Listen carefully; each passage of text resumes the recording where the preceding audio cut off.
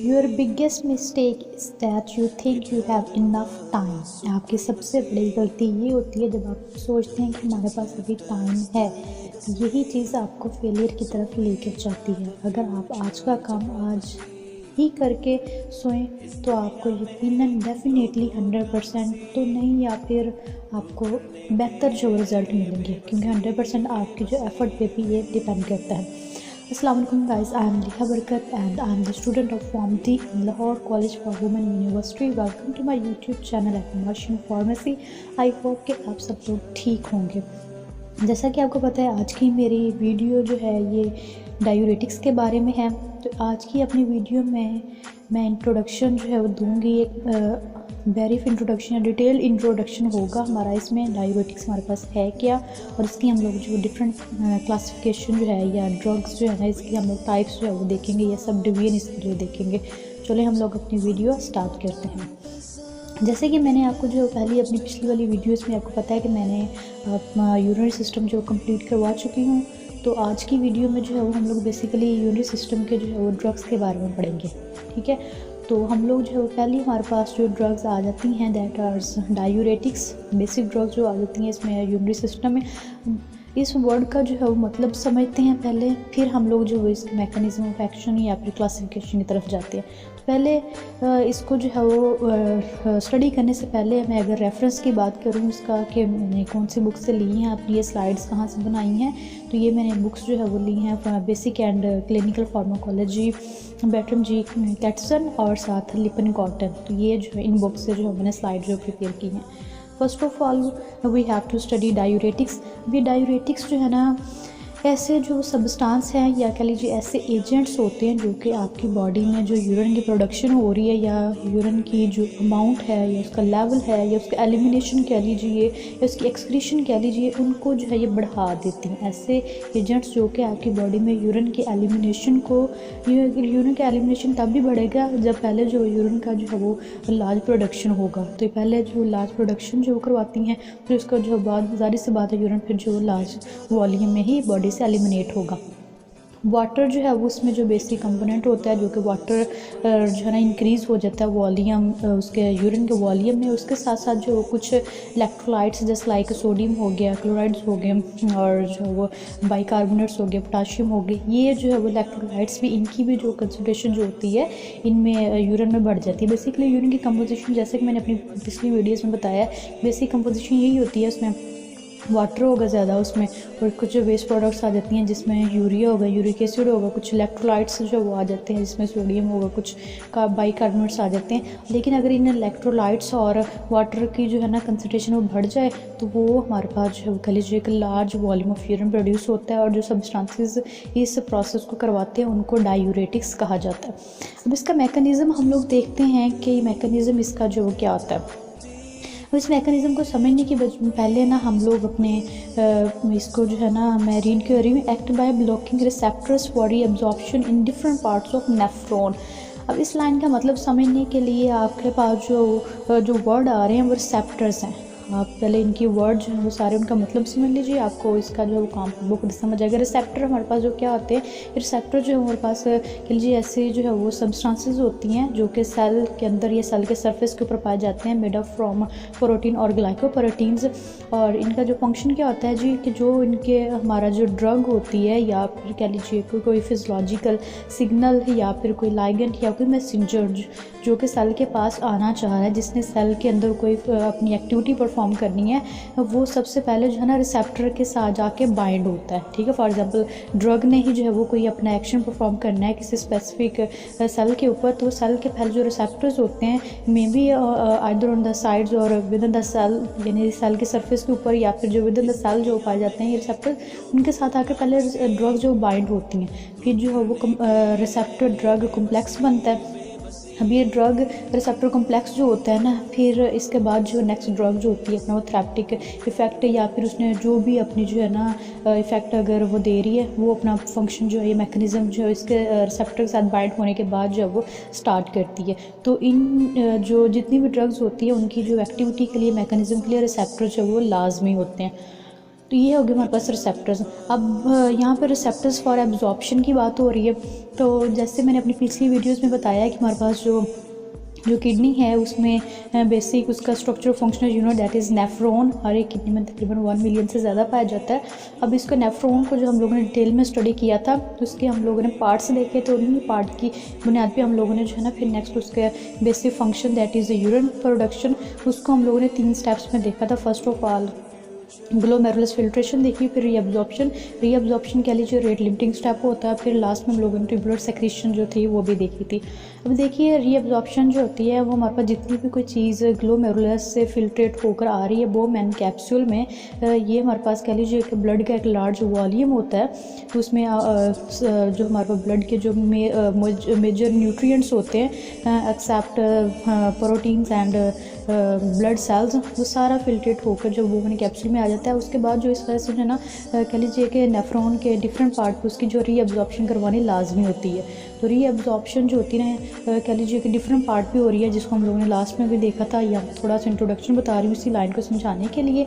तो हमारे पास जब रीअब्जॉर्प्शन हो रही है प्रॉक्सिमल कन्वर्टेड ट्यूब्यूल से या लोब ऑफ हैंडले से, फिर DCT से यानी डिस्टल कन्वर्टेड ट्यूब्यूल से और कलेक्टिंग ट्यूब्यूल से, जो डिफरेंट पार्ट पे इसकी रीअब्जॉर्प्शन होती है। जब रीअब्जॉर्प्शन होती है तो वो जो एक्स्ट्रा लार्ज वॉल्यूम जो था ना ब्लड का जो कि आपके जो ल्यूमन में आ चुका था नेफ्रॉन के, वो कह लीजिए कि दोबारा रीअब्जॉर्ब हो जाता है इनटू द इंटरस्टिशियम ब्लड, जिसकी वजह से जो ल्यूमन में वॉल्यूम था वो कम हो जाता है और उसके नतीजे में जो है एक कह लीजिए कि नॉर्मल ही जो यूरिन होता है ना पर डे में वो प्रोड्यूस होता है। जैसे कि हमारे पास नॉर्मल GFR यानी ग्लोमेरुलर फिल्ट्रेशन रेट जो है 180 लीटर पर डे होता है नॉर्मली, और इसमें से तकरीबन ना कह लीजिए कि हमारे पास 178 या 179 तक जो है ना ये रीअब्जॉर्ब हो जाता है, और जो 1 या 1.5 लीटर ही पर डे में यूरिन जो प्रोड्यूस होता है ये नॉर्मली होती है। ठीक है, ये रीअब्जॉर्प्शन इतनी होती रहती है।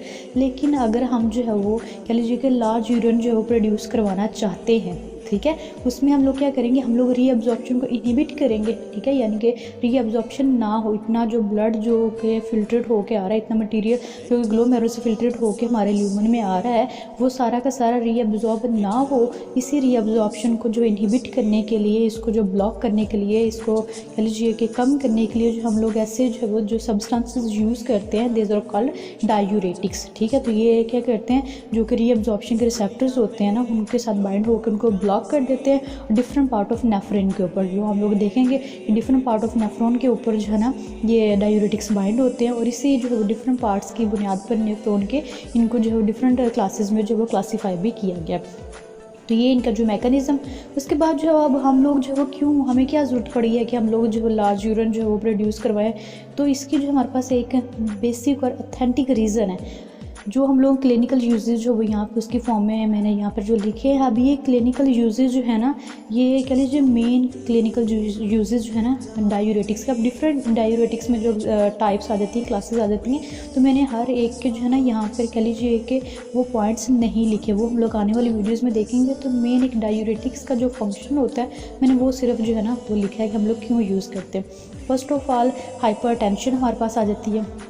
हाइपरटेंशन होती क्या है, फिर पहले हम ये देखते हैं, फिर इसकी जो है वो हम लोग क्यों इसको डायूरेटिक्स हाइपरटेंशन में यूज़ करें वो देखते हैं। हाइपरटेंशन बेसिकली जो है ना आपके जो ब्लड वॉल्यूम होता है या ब्लड प्रेशर होता है वो इंक्रीज़ कर जाता है, और जब वो ब्लड वॉल्यूम इंक्रीज़ आपका करेगा तो साथ ही साथ आपके ब्लड वेसल्स के ऊपर प्रेशर लगाएगा, जिसके नतीजे में आपका ब्लड प्रेशर जो होता है ना वो इंक्रीज़ हो जाता है। ठीक है, अब ये ब्लड वॉल्यूम जो है ना वो बेसिक इसकी जो रीज़न होती है, तो हम क्या करते हैं डायूरेटिक्स को जो है इस केस में यूज़ किया जाता है फॉर जो हाइपरटेंशन होती है इसके ट्रीटमेंट में। जो फर्स्ट लाइन थेरापी के तौर पर ये डायूरेटिक्स जो वो यूज़ होते हैं। अब जब डायूरेटिक्स दिए जाते हैं हमारे पास प्रॉब्लम तो ये थी कि हमारे पास ब्लड वॉल्यूम जो था वो ज़्यादा था।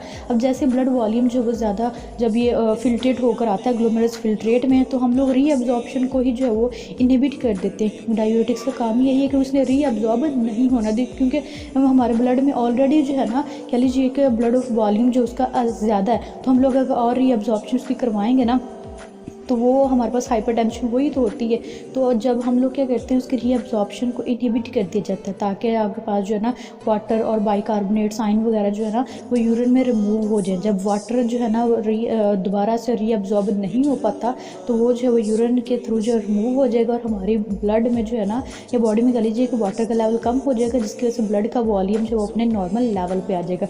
इसी तरह से इलेक्ट्रोलाइट्स होते हैं, इलेक्ट्रोलाइट्स भी अगर ब्लड में बढ़ जाए उसकी वजह से भी आपका जो है ना ब्लड वॉल्यूम इंक्रीज़ कर देता है, ब्लड प्रेशर जो वो हो जाता है जिसको हाइपरटेंशन भी हम लोग कहते हैं। उस केसेस में भी जो है ना यही जो है ना डायूरेटिक्स वगैरह यूज़ किए जाते हैं।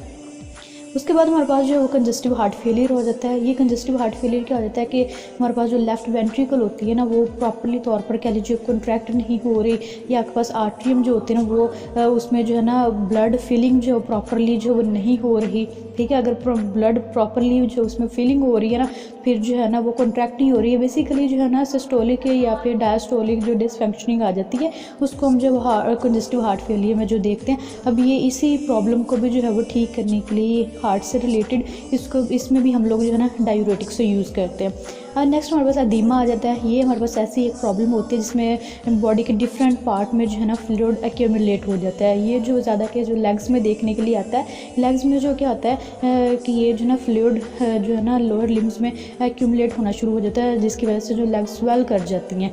तो ये जो है ना लिम्फेटिक डिसऑर्डर की वजह से भी हो सकता है। तो इस केसेस में भी जो है ना जब हम लोग डायूरेटिक्स दिए जाते हैं फिर वो क्या करते हैं वो जो एक स्पेसिफिक रीजन पे फ्लूइड जमा होता है तो वो फ्लूइड को वहाँ से जो है एक्सपेल आउट करता है, जिसकी वजह से जो है ना एदीमा में भी जो है ना ये हेल्पफुल होती है उसके ट्रीटमेंट में। फिर नेक्स्ट हमारे पास डायबिटीज़ आ जाती है। डायबिटीज़ जो है ना ये हमारे पास दो तरह की होती है, डायबिटीज़ मेलाइटस आती है और डायबिटीज़ इंसिपिडस आती है।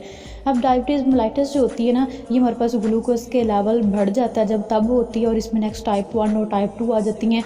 और जो डायबिटीज़ इंसिपिडस होती है ये कह लीजिए कि यूरिन की जब फॉर्मेशन ज़्यादा होने लग जाती है, यूरिन जो है वो ज़्यादा प्रोड्यूस होने लग जाता है, उसको जो डायबिटीज़ इंसिपिडस कहा जाता है। अब हम लोगों ने इसको यहाँ पर जो क्यों लिखा है क्योंकि जो है वो इनडायरेक्टली जो है या फिर डायरेक्टली कह लीजिए कि ये हमारे पास डायबिटीज़ को कंट्रोल करने में भी जो डायूरेटिक्स होते हैं ना वो यूज़ होते हैं। जैसे कि डायबिटीज़ मेलाइटस जिसमें ग्लूकोज की कंसंट्रेशन बढ़ रही है उसमें हम लोग जो ऐसी ड्रग्स जो वो यूज़ करते हैं जो कि हमारे पास सोडियम ग्लूकोज को ट्रांसपोर्ट को इनहिबिट करती हैं, जिस वजह से जो है वो ग्लूकोज की रीअब्जॉर्प्शन बॉडी में कम करवाई जाती है और फिर वो बॉडी से ज़्यादा एलिमिनेट होता है, और जिसकी वजह से अगर बढ़ा हुआ ग्लूकोज का लेवल होता है वो थोड़ा सा जो कम हो जाता है, ठीक है। और ये कह लीजिए कि एक स्पेसिफिक नहीं है, थर्ड लाइन थेरेपी के तौर पर ये इसमें यूज़ होता है डायबिटीज़ के केस में, डायबिटीज़ मेलाइटस में। और डायबिटीज़ इंसिपिडस इसी तरह से आ जाती है जिसमें कुछ ड्रग्स होती हैं जो कि हम लोग आगे देखेंगे, थायराइड, वो भी जो है वो डायबिटीज़ इंसिपिडस को जो है ना केस में उसको सॉल्व करने के लिए जो है यूज़ होती है। ये हमारे पास क्लिनिकल यूजेस हो गए उसके। नेक्स्ट हमारे पास जो है ना ये एक कह लीजिए कि जनरल डायग्राम है हमारे पास नेफ्रॉन की, और इसके ऊपर जो हमारे डायूरेटिक्स जो डिफरेंट पार्ट के ऊपर एक्ट कर रहे हैं। जैसे कि आप लोग इसमें देख सकते हैं कि जो प्रॉक्सिमल कम्यूटेटिव ट्यूब्यूल है उसके ऊपर 1 लिखा हुआ है, तो इधर साइड पे जो ड्रग्स लिखी हुई हैं इधर 1 2 3 इस तरह से ये जो ना डिफरेंट पार्ट्स के ऊपर एक्ट कर रही हैं। इसको जो है वो आप लोग जो है वो साइड अभी ना समझ पाएँ तो हम लोग पहले इनकी क्लासिफिकेशन देख लेते हैं, फिर बाद में जो है ना ये समझ आएगी इसकी, ठीक है। तो हमारे पास पहले क्लासिफिकेशन जो आ जाती हैं acting at the PCT. First जो ड्रग एक्टिंग एट पीसीटी यानी कि प्रॉक्सिमल कन्वर्टेड ट्यूब्यूल, तो ये वाली जो ड्रग्स होती है ना ये आपके पास जो पहला पार्ट है ना प्रॉक्सिमल ट्यूब्यूल जो है नेफ्रॉन का उसके ऊपर ये ड्रग एक्ट करती है। और एक्ट करने के बाद जो है ना ये जो है वो डिफरेंट जो है ये इसमें जो क्लास आती है वो कार्बोनिक एनहाइड्रेज इनहिबिटर्स होते हैं। अब ये जो है ऐसी ड्रग्स होती हैं जो कि कार्बो एनहाइड्रेज एंजाइम है एक उसको इनहिबिट करती हैं। अब ये एंजाइम क्या करता है, ये नॉर्मली तौर पर हमारे जो है ना ये डिटेल में तो हम लोग देखेंगे, लेकिन थोड़ा सा यहाँ पर इंट्रोडक्शन का दे रही हूँ कि हमारी बॉडी में जो कार्बन डाइऑक्साइड और वाटर होता है उसको जो है ना कह लीजिए कि कंबाइन करके उनका आपस में रिएक्ट करवा के कार्बोनिक एसिड बना देता है ये कार्बोनिक एनहाइड्रेज, ठीक है। और फिर जो वो कार्बोनिक एसिड जो टूटता है बाइकार्बोनेट्स और हाइड्रोजन में, ठीक है। और जब इसको इनहिबिट अगर हम कर देंगे तो फिर वो वाटर और बाइकार्बोनेट्स जो है ना वो कह लीजिए कि हमारी बॉडी में रीअब्जॉर्ब नहीं होंगे और वो यूरिन के थ्रू रिमूव आउट जो है वो हो जाएंगे। और इसमें जो ड्रग आती हैं इस क्लास में वो असीटाजोलामाइड और मेथाजोलामाइड्स है। अब इन ड्रग्स की जो है ना स्पेसिफिक प्रॉपर्टीज़ हम लोग स्टडी करेंगे इनकी आगे जो है ना कि कितनी जो वो डोजेज आप इसकी देख सकते हैं और जो कि इसके क्या क्लिनिकल यूजेस आ जाते हैं, क्या क्या जो है इसके साइड इफ़ेक्ट्स होते हैं, हम लोग इंशाल्लाह नेक्स्ट वीडियोस में इसको देखेंगे। और इसके साथ साथ जो है ना यहाँ पे जो है पीसीटी, यहाँ पे जो मैंने आपको बताया था ना सोडियम ग्लूकोज को ट्रांसपोर्टर इनहिबिटर, वो भी जो है इसी पार्ट के ऊपर एक्ट करते हैं, लेकिन वो एक प्रॉपर डायूरेटिक्स नहीं है। डायूरेटिक लाइक फंक्शन परफॉर्म करते हैं, लेकिन रखा उनको भी इसी क्लास में जो वो फिर गया, वो भी हम लोग लास्ट पे देखते हैं उनकी जो वो क्या फंक्शंस होते हैं। और नेक्स्ट ड्रग्स आ जाती है acting at the thick loop of Henle. ये थिक लूप ऑफ हैनले जैसे मैंने बताया एक थिन होता है, थिक होता है, जो एसेंडिक होता है वो थिक लूप ऑफ हैनले होता है। यहाँ पे जो ड्रग्स एक्ट कर रही हैं दैट इज लूप डायूरेटिक्स, और ये फोर्सियोमाइड जाते हैं, टोर्सियोमाइड जाते हैं और एंथ्रानिक एसिड आता है। अब जो थिक लूप ऑफ हैनले जैसे मैंने अपनी पिछली वीडियो में बताया है कि ये परमिएबल होता है हमारे पास सॉल्ट के लिए और इम्परमिएबल होता है ये वाटर के लिए। यहाँ से वाटर की जो कह लीजिए रीअब्जॉर्प्शन नहीं होती, सिर्फ ये साल्ट की होती है। तो ये साल्ट की जो रीअब्जॉर्प्शन होती है ना, उसी को जो है ये ड्रग जो इस पार्ट पे इफ़ेक्ट करती हैं। कैसे इफ़ेक्ट करेंगी वो हम लोग नेक्स्ट वीडियो में देखेंगे। अब जो है नेक्स्ट हमारे पास ड्रग की जो है वो जो क्लास आती है that acting at the DCT distil converted tubule. अब यहाँ पे जो होते हैं ये थायजाइड, इनको जो जाना जाता है नाम से, जो क्लोरोथायजाइड इसमें जो एग्जांपल आ जाती है, हाइड्रोक्लोरोथायजाइड आ जाती है और बेंटीथायजाइड जाती हैं। और इसमें थायजाइड लाइक डायूरेटिक्स भी इस्तेमाल किए जाते हैं जैसे कि क्लोरथैलिडोन और इंडापामाइड्स आ जाते हैं। नेक्स्ट हमारे पास जो है वो drugs acting at the collecting tubule. जैसे कि हम लोग ये देखें कि आप सीक्वेंस देख रहे हैं कि हम लोग जैसे जैसे नेफ्रॉन के पार्ट्स आ रहे हैं उसी के ऊपर एक्ट होने वाली हम लोग ड्रग देख रहे हैं। जैसे हमने पहले PCT की देखी, फिर लूप ऑफ हैनले की हम लोगों ने देखी है, फिर हम लोगों ने DCT की देखी, अब जो है हम लोग कलेक्टिंग ट्यूब्यूल की जो वो देखते हैं। अब जो है ना इसको समझने से पहले जो है आप देखें यहाँ पे एल्डिस्टीरोन एंटागोनिस्ट लिखा हुआ है। हम लोग एंटागोनिस्ट अब क्या होता है, जैसे मैंने आपको पहले बताया कि रिसेप्टर कुछ होते हैं जिनके साथ आके कोई जो है ना एजेंट बाइंड होता है, कोई सब्सटेंस, कोई ड्रग मॉलिक्यूल या कोई जो मैसेंजर लाइगेंड बाइंड होगा और उसके साथ कॉम्प्लेक्स बनाएगा, फिर नेक्स्ट जो फंक्शन परफॉर्म होगा। अब जो है ना कुछ ऐसी चीज़ें होती हैं जैसे वो आके क्या कर देती हैं, इसको रिसेप्टर को ब्लॉक कर सकती हैं। जैसे कि आप लोगों ने वो उसकी एग्जाम्पल पढ़ी होगी रिएक्टेंट की और उसकी एंजाइम की, ठीक है, सबस्ट्रेट और एंजाइम की एग्जांपल पढ़ी होगी जिसमें इनहिबिटर्स होते हैं। यहाँ पर जो है ना कह लीजिए कि जैसे एक ताला और एक चाबी होती है ना, ताला जो है ना यहाँ पे वो है रिसेप्टर है, अगर आप जो गलत चाबी लगाओगे तो वो ताला जो है नहीं खुलेगा। इसी तरह से अगर आपके रिसेप्टर के साथ कोई जो गलत मॉलिक्यूल आके जो अटैच हो जाता है, जो कि स्ट्रक्चरली आपके जो है वो एगोनिस्ट की तरह था। एगोनिस्ट ये वो मॉलिक्यूल होता है जो कि नॉर्मली तौर पर आपके रिसेप्टर के साथ आके अटैच होता है और उसको जो एक्टिवेट करता है रिसेप्टर को, और नेक्स्ट जो है ना फिर कह लीजिए कि वो ट्रांसडक्शन पाथवे जो वो स्टार्ट होता है। लेकिन जो वो एंटागोनिस्ट जो होते हैं वो कह लीजिए कि एगोनिस्ट की तरह स्ट्रक्चरली वैसे ही होते हैं, ठीक है, लेकिन फंक्शनली नहीं होते। वो इसके साथ आके बाइंड तो हो जाते हैं लेकिन इसको एक्टिवेट नहीं करते, ठीक है। तो ये हमारे पास एंटागोनिस्ट होते हैं कि ये ना खुद काम करते हैं ना ही जो ये दूसरों को करने देंगे, तो ये कह लीजिए रिसेप्टर को ब्लॉक करके बैठे रहते हैं। अब ये एल्डिस्टीरोन यहाँ पे लिखा हुआ है दैट इज़ द हार्मोन। ये हार्मोन जो है वो हमारे एड्रेनल ग्लैंड से रिलीज़ होता है, सॉरी एड्रेनल कॉर्टेक्स से, एड्रेनल ग्लैंड में जो पाया जाता है। वो हमारी जो किडनी होती है उसके ऊपर एक ग्लैंड होता है जिसको एड्रेनल ग्लैंड कहा जाता है, और इसके दो पार्ट होते हैं। इसका आउटर पोर्शन जो होता है उसको एड्रेनल कॉर्टेक्स कहते हैं, जो इनर पोर्शन होता है उसको जो है वो एड्रेनल मेडुला कहा जाता है। अब जो आउटर पोर्शन है एड्रेनल कॉर्टेक्स, उससे जो है ना 3 तरह के हार्मोन रिलीज़ होते हैं। फर्स्ट इट इज़ ग्लूकोमिनरोक्वाइड, और सेकंड जो है ना हमारे पास ग्लूकोक्वाइड्स और हो सकता है, और थर्ड हमारे पास मिनरलोकॉर्टिकॉइड्स होता है। अब मिनरलोकॉर्टिकॉइड में से जो है ना जो उसकी क्लास में हार्मोन आता है डैट इज़ एल्डिस्टीरोन। अभी एल्डिस्टीरोन नॉर्मली तौर पर हमारी कलेक्टिंग ट्यूब्यूल के ऊपर एक्ट करता है और वहाँ से सोडियम की रीअब्जॉर्प्शन करवाता है। जब सोडियम की रीअब्जॉर्प्शन करवाएगा, जब सल्यूट हमारे पास जो हमारे ब्लड में आ जाएगा ल्यूमन से, तो उसके पीछे पीछे जो वाटर भी हमारे ब्लड में आ जाएगा। ये नॉर्मली तौर पर होता है, लेकिन हमें यहाँ पे हम लोग डायूरेटिक स्टडी कर रहे हैं तो हमें रीअब्जॉर्प्शन तो करवानी ही नहीं है, क्योंकि हमारा बेसिक फंक्शन क्या है कि हम लोगों ने यूरिन की जो लार्ज अमाउंट पर रिड्यूस करवानी है, तो इसके लिए हमें रीअब्जॉर्प्शन इनहिबिट करवानी पड़ेगी। और उसके लिए हमें पहले क्या करना पड़ेगा, ये हार्मोन जो कि रीअब्जॉर्प्शन कर रहा है इसको इनहिबिट करना पड़ेगा, और इस हार्मोन को इनहिबिट करने के लिए हम इसको कह लीजिए कि एंटागोनिस्ट का इस्तेमाल करते हैं, ठीक है, जो कि एल्डिस्टीरोन के रिसेप्टर के साथ जाके बाइंड हो जाएगा और फिर एल्डिस्टीरोन को वहाँ पर बाइंड नहीं होने देगा और उसकी जगह लेके बैठा रहेगा और रिसेप्टर को एक्टिवेट नहीं करेगा, और ना ही सोडियम की रीअब्जॉर्प्शन होगी आपके ब्लड इंटरस्टिशियम में, और ना ही फिर जो है कह लीजिए कि वाटर की रीअब्जॉर्प्शन होगी, और एज अ रिज़ल्ट जो है वो सोडियम और वाटर जो है ना आपके वो उसमें किडनी नेफ्रॉन के ल्यूमन से जो है ना वो एक्सक्रीट हो जाएंगे।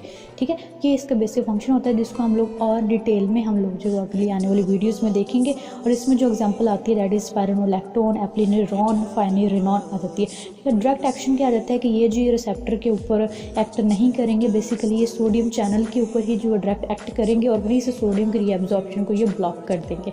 उसमें जो माइलोरॉइड्स आ जाते हैं और ट्राईएमेट्रिन जो आ जाती हैं। नेक्स्ट हमारे पास ऑस्मोटिक डायूरेटिक्स आते हैं। अब ये डायूरेटिक्स जैसे कि ये ऑस्मोसिस के प्रिंसिपल पे डिपेंड करते हैं कि वो क्या होता है जी कि मूवमेंट ऑफ सॉल्यूट फ्रॉम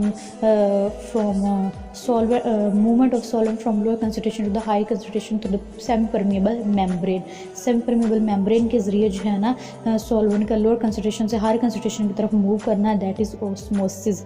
अब ये क्या करते हैं जब ये डायूरेटिक्स दिए जाते हैं, जैसे कि ये मैनिटोल है, मैनिटोल जो है ये ऑरली जो वो नहीं लिया जाता है, इसको जो है वो इंट्रावेनसली जो दिया जाता है। और जैसे ही जो है हमारे पास यानी कि इंजेक्शन के फॉर्म में दिया जाएगा, और जैसे ही जो है ना ये ग्लोमेरुलर से फिल्ट्रेट होकर ये प्रॉक्सिमल कम्युनिकेटिव ट्यूब्यूल में आता है तो अपने साथ एक लार्ज अमाउंट ऑफ वाटर लेकर आता है, क्योंकि ये वाटर लविंग होते हैं, वाटर को अट्रैक्ट करते हैं और अपने साथ ये वाटर की एक लार्ज मिकदार को अपने साथ लेकर आता है और उसकी फिर रीअब्जॉर्प्शन नहीं होने देगा और उसको जो है फिर बॉडी से वो इसी तरह से वो एलिमिनेट कर देगा।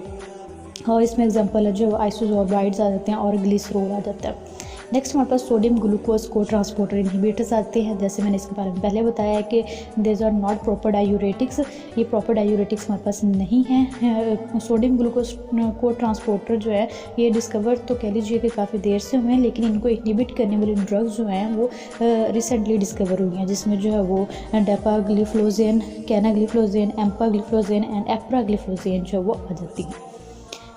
यहाँ तक जो थी हमारे पास बेसिक कंपोनेंट जो इसकी बेसिक क्लासिफिकेशन थी वो हम लोगों ने जो स्टडी कर ली है। अब यहाँ पे जो मैं कॉमन लेआउट के नाम से एक स्लाइड जो है वो बनाई हुई है। इसका मतलब ये है कि जो नेक्स्ट आने वाली हमारे पास जो ड्रग होंगी वो हम लोग सिर्फ इसी पैटर्न के ऊपर उसको स्टडी करेंगे। हम लोगों ने एक जनरल क्लास स्टडी करेंगे, उसका इंट्रोडक्शन हम लोग देखेंगे, फिर उस क्लास में जो है ना यानी उस टाइप में उस क्लासिफिकेशन में कौन कौन सी उसकी ड्रग्स आ रही हैं वो हम लोग देखेंगे, फिर उसकी फार्माकोकाइनेटिक्स और फार्माकोडायनामिक्स देखेंगे। अब फार्माकोकाइनेटिक्स और फार्माकोडायनामिक्स क्या है वो मैं यही बता रही हूँ ताकि हम जो नेक्स्ट अपनी वीडियोस में जो वो उसको सिंपली जो है ना उसकी प्रॉपर्टीज़ को दे सके।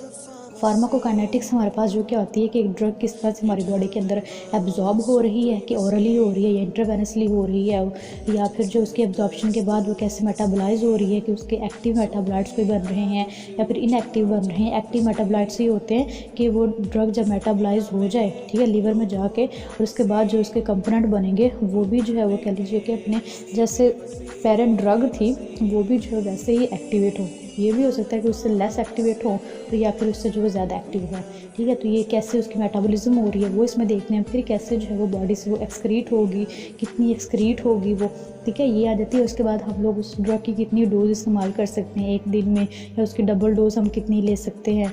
तो ये सारी चीज़ें जो है ना हमारे पास से फार्माकोकाइनेटिक्स आ जाती हैं। और फार्माकोडायनामिक्स हमारे पास जो है ना ये मैकेनिज़्म ऑफ ड्रग कह लीजिए, मैकेनिज़्म ऑफ एक्शन उसका कह लीजिए कि वो हमारी बॉडी के साथ किस तरह से थेराप्यूटिक एक्शन हमें देगी या किस तरह से हमें साइड इफ़ेक्ट देगी, वो फार्माकोडायनामिक्स कहते हैं। अगर सिंपल एक लाइन में अगर मैं इनकी जो डेफिनेशन बताऊँ तो ये फार्माकोकाइनेटिक्स वो कह लीजिए कि हमारे पास फार्माकोलॉजी की वो ब्रांच है जिसमें हम लोग देखते हैं कि एक ड्रग के साथ हमारी बॉडी क्या कर रही है, हमारी बॉडी जो है वो ड्रग के साथ क्या करती है उसको फार्माकोकाइनेटिक्स कहते हैं। और ड्रग जो हमारी बॉडी के साथ करेगी यानी कि उससे हमें क्या थेराप्यूटिक इफेक्ट देगी, क्या साइड इफ़ेक्ट देगी, उसको आप फार्माकोडायनामिक्स देखते हैं। फिर इसके ड्रग से क्या क्लिनिकल यूजेस होते हैं, क्या साइड इफ़ेक्ट्स होते हैं, वो हम लोग जो है इसी पैटर्न के थ्रू देखेंगे। आई होप कि आप लोगों को मेरी वीडियो अच्छी लगी होगी। और जैसा कि मैंने आपको पहले बताया कि रेफरेंस जो है ये basic and clinical pharmacology by Bertram G Katzung और लिपन कॉटन से है। ओके, टेक केयर, अल्लाह हाफिज़।